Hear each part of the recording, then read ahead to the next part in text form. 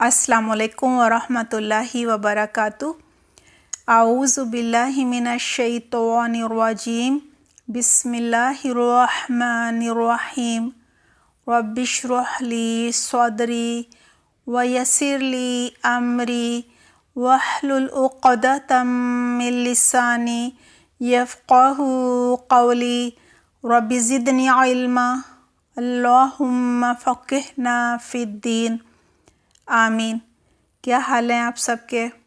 امید کرتی ہوں بالکل خیریت سے ہوں گے۔ دعا ہے اللہ سبحانہ تعالیٰ آپ سب کو اپنی حفظ و امان میں رکھے۔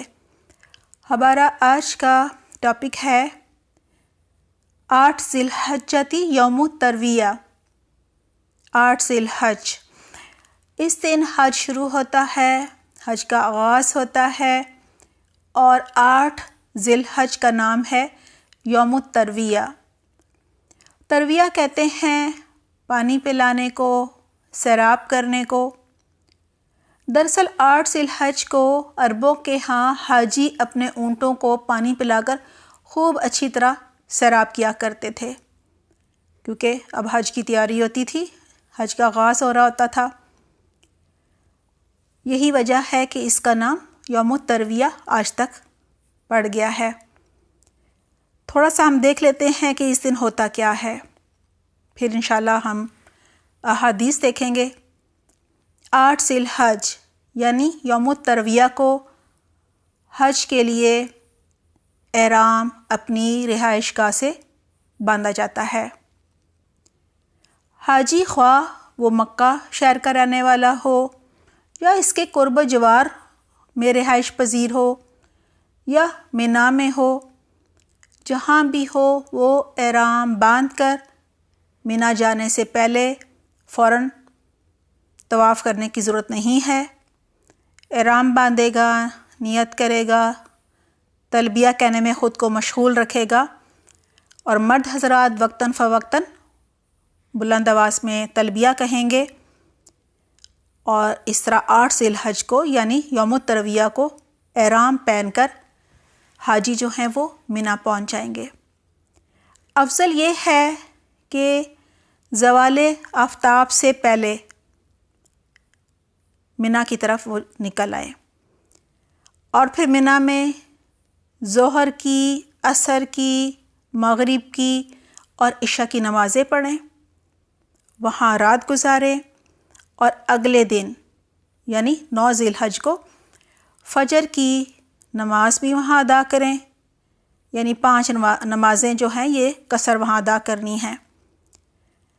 مینا میں 9 ذی الحج کی رات گزارنے کے بعد، وہاں 5 نمازیں ادا کرنے کے بعد، فجر کی نماز پڑھنے کے بعد، طلوع آفتاب کے بعد مینا سے عرفات چلا جائے۔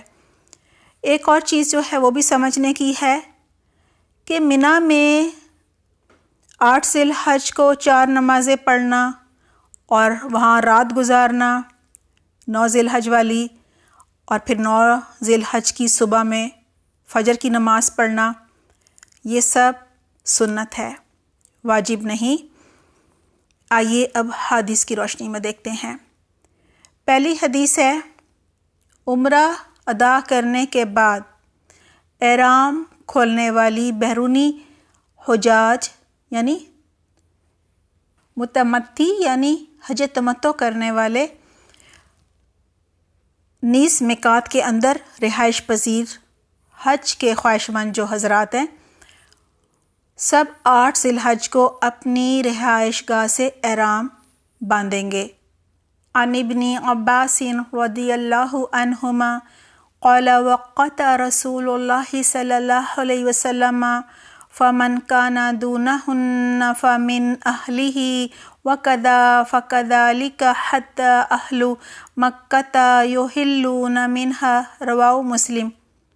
حضرت عبداللہ بن عباس رضی اللہ عنہما فرماتے ہیں، رسول اللہ صلی اللہ علیہ وسلم نے احرام باندھنے کے لیے میقات کے اندر رہنے والوں کے بارے میں فرمایا کہ وہ اپنی اپنی رہائش گاہ سے ہی احرام باندھیں، حتیٰ کہ مکہ مکرمہ میں رہائش پذیر لوگ مکہ مکرمہ سے ہی احرام باندھیں۔ اسے مسلم نے روایت کیا ہے۔ یعنی حج افراد اور حج قران ادا کرنے والے بیرونی حجاج کو میقات سے باندھے ہوئے پہلے احرام کے ساتھ 8 ذی الحج کو مینا میں پہنچنا چاہیے، یعنی اب دوبارہ میقات پر جانے کی ضرورت نہیں ہے۔ اس حدیث میں یہی بتایا جا رہا ہے کہ جو حج تمتع کر رہے ہیں، ظاہر ہے انہوں نے پہلے عمرہ کیا ہے نا، تو عمرہ ادا کرنے کے بعد انہوں نے احرام کھول دیا تھا، کیونکہ تمتع کا مطلب ہے نا فائدہ اٹھانا۔ وہ احرام کی پابندیوں سے باہر نکل آئے تھے۔ کہا جا رہا ہے کہ اب وہ دوبارہ ظاہر ہے احرام پہنیں گے، جہاں رہائش پذیر ہے وہیں سے حج کی نیت کر کے احرام پہنیں گے، 8 ذی الحج کو اپنی رہائش گاہ سے احرام باندھیں گے۔ اگلی حدیث ہے 8 ذی الحج کو نماز ظہر سے قبل مینا پہنچنا مسنون ہے، یعنی یہ سنت ہے۔ مکہ مکرمہ سے سواری پر مینا جانا جائز ہے، یعنی پیدل بھی جو کوئی جانا چاہے تو جا سکتا ہے اور سواری پہ بھی جا سکتا ہے۔ اگلی حدیث ہے مینا میں 8 ذی الحج کی نماز ظہر، عصر، مغرب، عشاء اور 9 ذی الحج کی نماز فجر 5 نمازیں مکمل کرنا مسنون ہے۔ عن جابر رضی اللہ عنہ فی حدیث حجۃ الوداع فلما كان يوم الترویہ توجہوا إلى منى فأحلوا بالحج وركب رسول الله صلی اللہ علیہ وسلم فصلى بها الظہر والعصر والمغرب والعشاء والفجر ثم مكث قليلا حتى طلعت الشمس، رواہ مسلم۔ حضرت جابر رضی اللہ عنہ سے حجۃ الوداع کی حدیث میں روایت ہے، جب یوم ترویہ یعنی 8 ذی الحج کا دن آیا تو صحابہ کرام رضی اللہ عنہم نے مکہ مکرمہ سے ہی احرام باندھا اور مینا کے لیے روانہ ہوئے۔ رسول اکرم صلی اللہ علیہ وسلم سواری پر نکلے اور مینا میں ظہر، عصر، مغرب اور عشاء اور 9 ذی الحج کی فجر کی نمازیں ادا کیں۔ پھر عرفات ہونے سے قبل تھوڑی دیر رکے یہاں تک کہ سورج طلوع ہو گیا، پھر عرفات روانہ ہوئے۔ اس سے مسلم نے روایت کیا ہے۔ اس حدیث سے ہمیں یہ باتیں پتہ چلتی ہیں کہ مکہ سے 8 ذی الحج کو ظہر سے پہلے مینا پہنچنا ہے۔ مینا میں 8 ذی الحج کو 4 نمازیں ظہر، عصر، مغرب اور عشاء پڑھنی ہے، پھر رات گزارنی ہے 9 ذی الحج کی، اور 9 ذی الحج کو فجر کی نماز بھی مینا ہی میں پڑھنی ہے۔ پھر سورج طلوع ہونے پر عرفات روانہ ہونا ہے۔ اس طرح مینا میں 5 نمازیں مکمل کرنا سنت ہے، واجب نہیں۔ اگلی حدیث ہے 8 ذی الحج کو ظہر سے قبل مینا پہنچنا اور وہاں 5 نمازیں ادا کرنا سنت ہے، واجب نہیں۔ ان عائشہ رضی اللہ عنہا لم تخرج من مکۃ یوم الترویہ حتی دخل اللیل وذهب ثلثا، رواہ ابن المنذر۔ حضرت عائشہ رضی اللہ عنہا 8 ذی الحج کو مکہ مکرمہ سے مینا رات گئے پہنچیں حتیٰ کہ 1/3 رات گزر گئی۔ اسے ابن منذر نے روایت کیا ہے۔ اسے یہ پتہ چلتا ہے کہ اگر کوئی شخص 8 ذی الحج کو مینا نہ جا سکے اور 9 ذی الحج کو سیدھا عرفات پہنچ جائے تو اسے کوئی گناہ نہیں، یعنی نہ کوئی دم دینا ہوگا اور نہ ہی کوئی فدیہ دینا ہوگا۔ اگلی حدیث ہے دوران حج مینا، عرفات، مزدلفہ، ہر جگہ مقامی اور غیر مقامی سب لوگوں کو تمام نمازیں قصر ادا کرنی چاہیے۔ ان حارثۃ ابن وہب الخزاعی رضی اللہ عنہ قال صلیت خلف رسول اللہ صلی اللہ علیہ وسلم بمن والناس اکثر ما كانوا فصلى رکعتین فی حجۃ الوداع، رواه مسلم۔ حضرت حارثہ بن وہب خزاعی رضی اللہ عنہ فرماتے ہیں، پہلے حجۃ الوداع کے موقع پر نبی اکرم صلی اللہ علیہ وسلم کے پیچھے نماز پڑھی۔ اس موقع پر آپ صلی اللہ علیہ وسلم کے ساتھ بہت سے مقامی اور غیر مقامی لوگ تھے۔ آپ صلی اللہ علیہ وسلم نے سارے حجۃ الوداع میں سب کو 2 رکعتیں یعنی قصر نماز پڑھائی۔ اسے مسلم میں روایت کیا ہے۔ اس حدیث سے ہمیں یہی پتہ چلتا ہے کہ آپ صلی اللہ علیہ وسلم نے جو مقامی لوگ تھے وہ بھی اور جو غیر مقامی تھے سب کو قصر نماز پڑھائی، لہٰذا ہمیں بھی قصر ہی پڑھنی چاہیے۔ ان انس بن مالک رضی اللہ عنہ قال خرجنا مع رسول اللہ صلی اللہ علیہ وسلم من المدینۃ الی مکۃ فصلی رکعتین حتی رجع، قلت کم اقام بمکۃ قال 10، رواه مسلم۔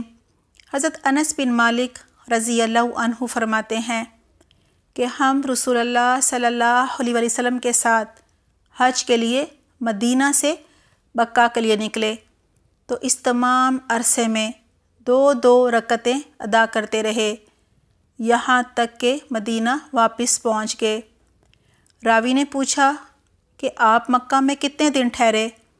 حضرت انس بن مالک رضی اللہ عنہ نے جواب دیا 10 دن۔ اسے مسلم نے روایت کیا ہے، یعنی ان 10 دنوں میں قصر نماز جو ہے وہ ادا کی۔ رسول اللہ صلی اللہ علیہ وسلم حج کے موقع پر 4 ذی الحج کو مکہ مکرمہ پہنچے، 5، 6، 7 ذی الحج کو مکہ مکرمہ میں قیام کیا، 8 ذی الحج کو منی، 9 ذی الحج کو عرفات اور مزدلفہ، 10، 11، 12، 13 ذی الحج کو منی میں قیام فرمایا اور 14 ذی الحج کو مدینہ روانہ ہو گئے۔ اس طرح آپ صلی اللہ علیہ وسلم کا مکہ مکرمہ میں قیام 10 روز تک رہا۔ اس دوران آپ صلی اللہ علیہ وآلہ وسلم نے ہر جگہ قصر نماز ادا کی۔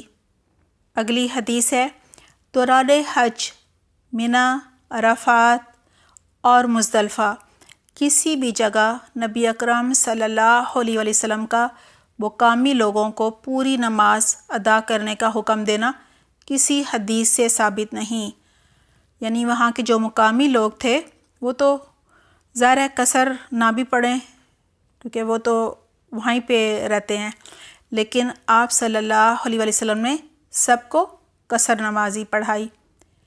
اگلی حدیث ہے، 8 ذی الحج کو منی جانے سے پہلے طواف افادہ کرنا سنت سے ثابت نہیں۔ یہاں یہی کہا جا رہا ہے منی سے جانے سے پہلے، یعنی منی جانے سے پہلے طواف کرنا جو ہے وہ سنت سے ثابت نہیں ہے۔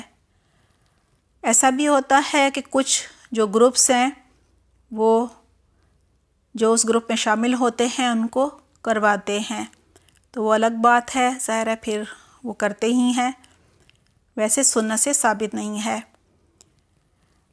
الحمدللہ ہمارا آج کا ٹاپک مکمل ہو گیا ہے۔ اپنا بہت خیال رکھیے گا۔ سبحانک اللہم و بحمدک، نشہد ان لا الہ الا انت، نستغفرک و نتوب الیک۔ والسلام علیکم ورحمۃ اللہ وبرکاتہ۔